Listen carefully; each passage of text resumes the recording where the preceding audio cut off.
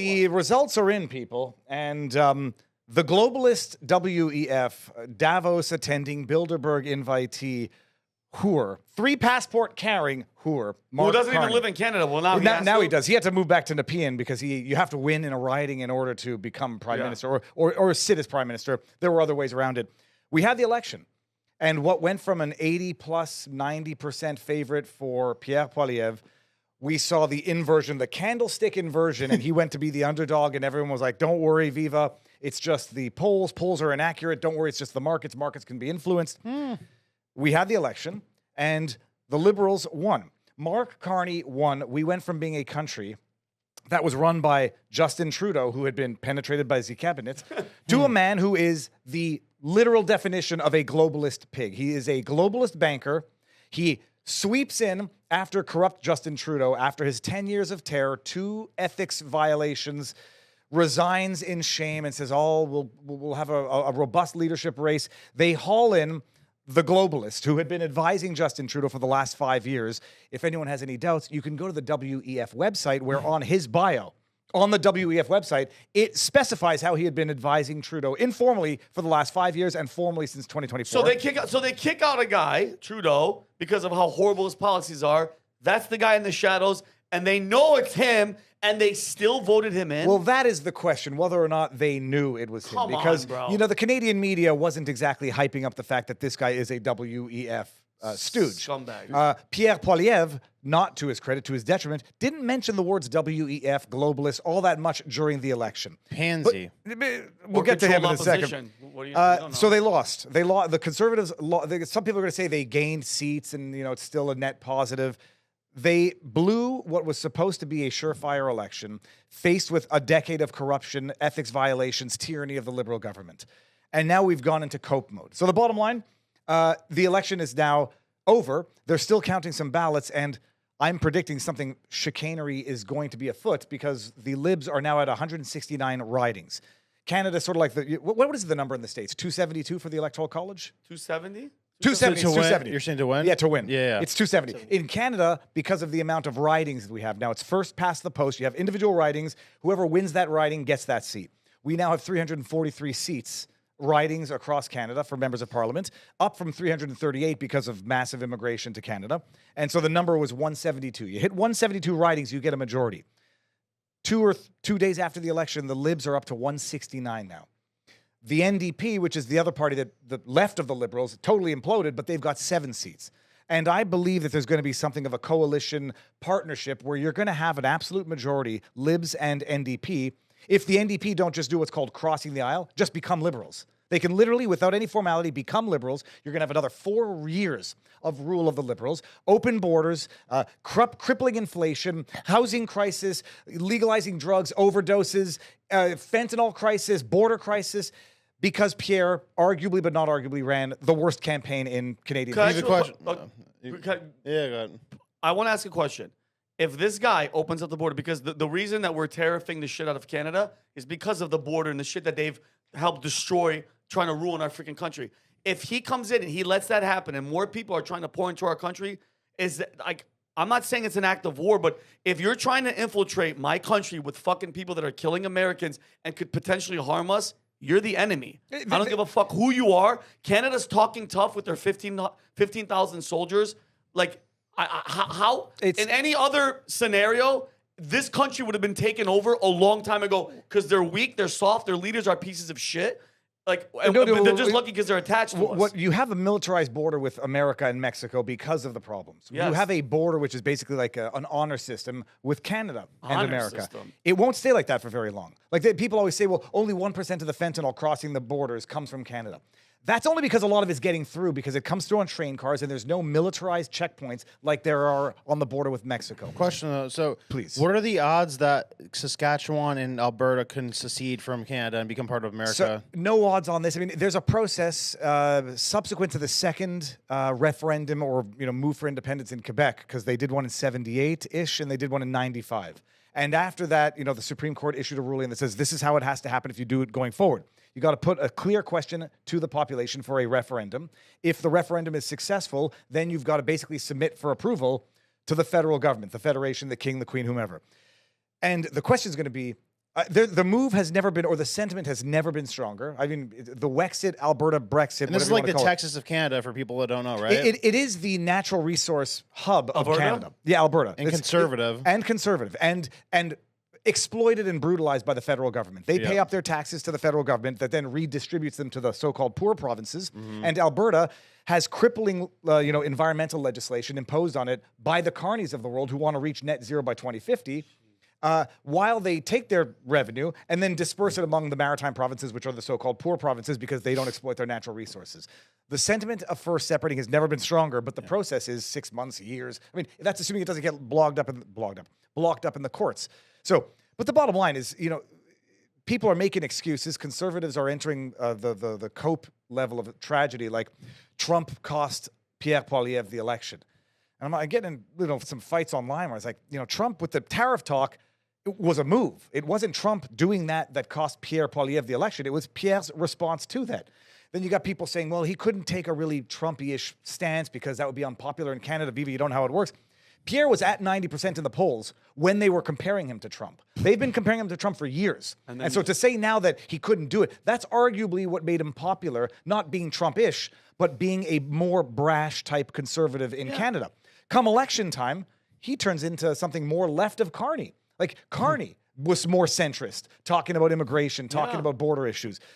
The conservatives were saying, we'll go from 500,000 immigrants a year to 250,000 immigrants a year, which wouldn't even start resolving the problem. It would just, curb the exponential increase of the problem. So it's upsetting because it looks like even the Canadian conservatives are sort of, I say, behaving like DeSantis conservatives in Florida in terms of A, not owning up to where the failed campaign was, and B, getting really, really obnoxious with the people who were pointing out the weaknesses in the campaign in real time and saying, no, Viva, you don't understand.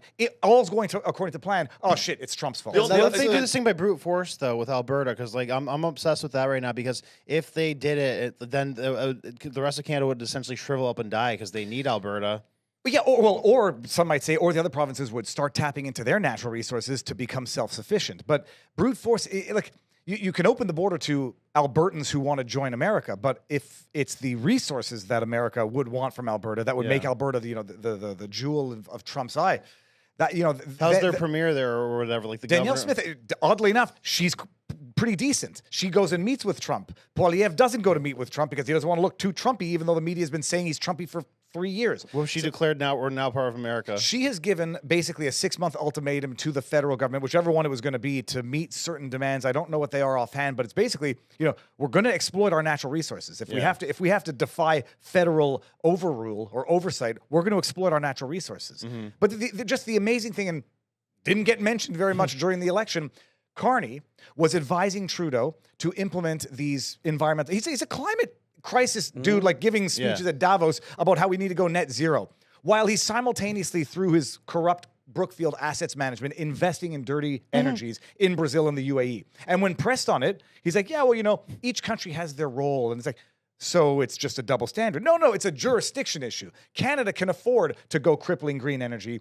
The other countries, developing nations, they don't have the science or the technology yet, so they can't yet do it. So while we tell Canada to go cripple itself, I'm going to go invest in these countries. So the seats. We can bring up the ridings here. This is just to show you where we were at as of the other day. We're at a majority, liberal majority, if they coalesce with, or just have 3 NDPs just switch parties. NDP is left of liberal, so it's not even like it's not like going liberal to conservative. It's not like going even more radical NDP to conservative.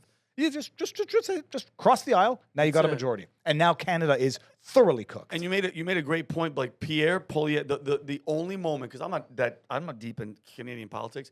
The only thing where I was like, was when he was eating that apple, kind of pretentious, but at the same time talking shit and being Trump-esque to that guy. That was the reason why I'm like, okay, this guy has a shot. But when you don't do podcasts, when you kind of just disappear, when you don't face the fire, and dude, get your ass out there and win the vote. when you let your adversary dictate your tactic, you're going to lose. That's what he did. He let Canadian media browbeat him into being a shadow of his former self. He's done. Thinking he was going to get in the good graces of the media that he had promised to defund if he got elected. I mean, it's nuts. And then loses his seat. What was the second? Oh, by the way, so he did lose his own seat. That's what I wanted to show you. What's the next one? Is the next one the ballot? And then Connor, I'll come What's to he you. gonna do next? Yeah, look at this. Look at this, by the way. So Pierre Poilievre lost his own riding in Carleton, and I'm not saying this to make fun of him. For whatever the reason, there were 91 candidates on the ballot. That's the ballot? Wow. That's not a map to Timbuktu. I thought it was a receipt from like a nightclub that like Live. It actually looks like the movies that you could get at a movie store type thing. That's the ballot. Now, people have explained that it's a protest ballot. They get a bunch of independents to protest the first past the post, which is like you win a riding by 1,000 votes or 1 vote. You get that, and it doesn't necessarily reflect on the popular vote. Yeah. But the fact that 91 candidate ballot was in Carleton, which was Pierre Poilievre's riding, something is suspicious about it. I'll figure it out eventually. Okay. What was the third? The third one that we had up there What's the next one, Cal? was the WEF. So it's not also just that Carney is a WEF stooge. The media, you will recall, Pierre Poilievre once upon a time said we're going to defund the CBC. And Canadians, at least conservative Canadians and many others, loved the idea. It's state propaganda that is exploited for political purposes, as we've seen during this election. Once upon a time, CBC, go to the first one there says, WEF conspiracies surround the World Economic Forum. Why conspiracies surround the World Economic Forum? Back in 2020, 2022, when we were in the early stages of COVID, and we were hearing like, what's this Agenda 2030? You're going to own nothing and be happy, and this is the first step. CBC, Canada Broadcasting Corporation, Crown Corporation, in bed with, indebted to, and beholden to the Liberals, says it's a crazy conspiracy theory. Weird. Fast forward 4 years, you now have Mark Carney on the WEF website, who is the Prime Minister of Canada, a man who has not lived there in a decade, who was serving the globalist interests of Europe, anti-populist, anti-Brexit, didn't really do a good job as Governor of Bank of England. You've got your globalist, big banker, WEF, Bilderberg stooge now running Canada. And shame on Canadians for not seeing that shit. For not know. Do your research. By the way, a lot of people voted for him. Why? You don't. Why? Why? A lot of people voted for him. I think there's a number of reasons. One is I think Canadians are among the most propagandized people on big earth. Time. When your main sources of news are state-funded, bias beyond words, Pravda-esque propaganda, there's only so much you can know. People are living their lives, and that's fine. But there's a Trump derangement syndrome. But there's just good branding. The Liberals make you feel liberal if you vote for them, even though they are the biggest tyrants in Canada. Yeah, Viva and I were just talking before the show started. There's these charts that came out showing the priorities of every generation in this latest election. Every generation voted with their number one issue being reducing cost of living, with like one of the second highest being making Canada a better place to live, except for boomers. The boomers in Canada had their number one issue being dealing with Donald Trump. Making Canada a better place to live was their lowest ranked priority. Yeah, they're at the end of their good lives. Exactly. I mean, it's so selfish. You have, as in the United States, as in just about every other developed Western country, you have the boomers who inherited the best the civilization ever was, then spent their entire lifetime tanking it to leave absolutely nothing for the generations that follow. But these are people who are looking at the situation and saying, it's more important to me that my government address Donald Trump, the president of another country, than actually do anything for us in our country. And it's insane. But the problem is that there's really no other offerings from the Canadian Conservatives. And that's why I think the Pierre Poilievre comparisons to Ron DeSantis actually are so accurate. And I loved Ron DeSantis. As a governor, he was great. I voted for him all through the primaries until he dropped out. I liked what he had to offer. He was great during COVID. He made Florida a very good place to live. That's probably why a lot of us are still here. But he acted like he deserved it. He didn't come out and try to earn the support. He just felt like, oh, the momentum I've built beforehand entitles me to any vote that might have once gone to Donald Trump. Poilievre did the same thing. He came in with the momentum of, munching on an apple, talking smack about the media. Great. Everybody's going to like me. Trudeau sucks. It's not that hard to get a leg up on him. I'm just going to win, right? Well, he clearly didn't earn it. Neither one of them wanted to do podcast appearances. It did not go well for them the few times they did. But they didn't present a viable alternative, There which was is some- why there the liberals kept winning. There was someone who, in response to one of my tweets, said, you know, between a fake liberal and a real liberal, Canadians are just going to vote for the real thing. For me, it was a culmination of years of cowardice from Pierre, where I said for a long time he was a fair weather politician. He'll be on a bandwagon when it's popular and then jump off when it's no longer politically popular. In the time that the election was going on, Tamara Leach and Chris Barber, the Ottawa trucker protest organizers, were convicted of mischief. After the longest mischief trial in Canadian history, Pierre said nothing. Pat King, political prisoner, held in jail for 6 months, more than that, for mischief on pretrial detention.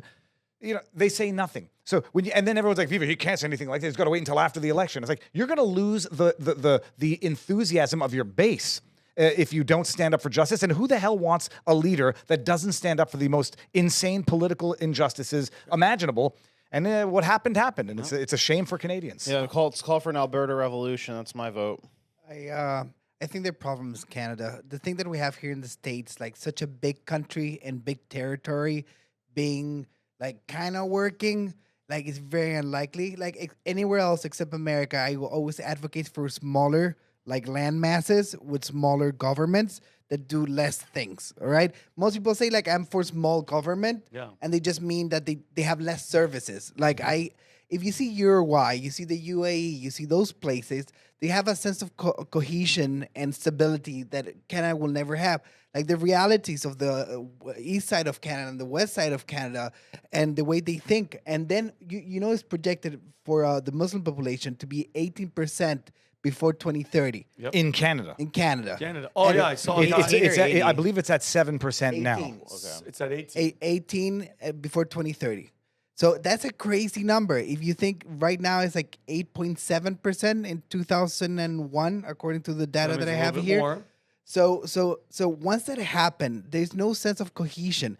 You need to know I grew up amongst Muslims. I grew up in a Muslim country, but their first loyalty, is their fellow Muslims, all right? It's not the country. And you can see that the UK is going to turn to caliphate, all right? The UK is almost there. Already happening. So unless there's some antibodies or a sense of cohesion, like whoever is like running as the conservative lead, it doesn't really matter unless you have a togetherness or you have like a common myth. And it doesn't matter. All systems can be changed. They can be overthrown. For example, Brandon goes like, "Oh yeah, Alberta should succeed with violence." Like that's not gonna happen because for violence, you need a sense of cohesion and belonging. That is very powerful. That's I'm not saying America, violence. I'm saying they have a fundamentally different culture there. Like they have like a Texas America type of mindset. In but Alberta, do they have enough?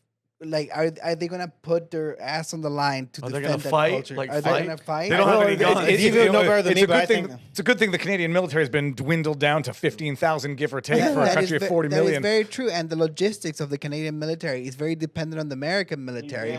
Well, just like with every other country we talk about that is completely cooked by governments that hate them and immigration that's wiping them away, it's a complete breakdown of national identity. All Canada's identity is not America.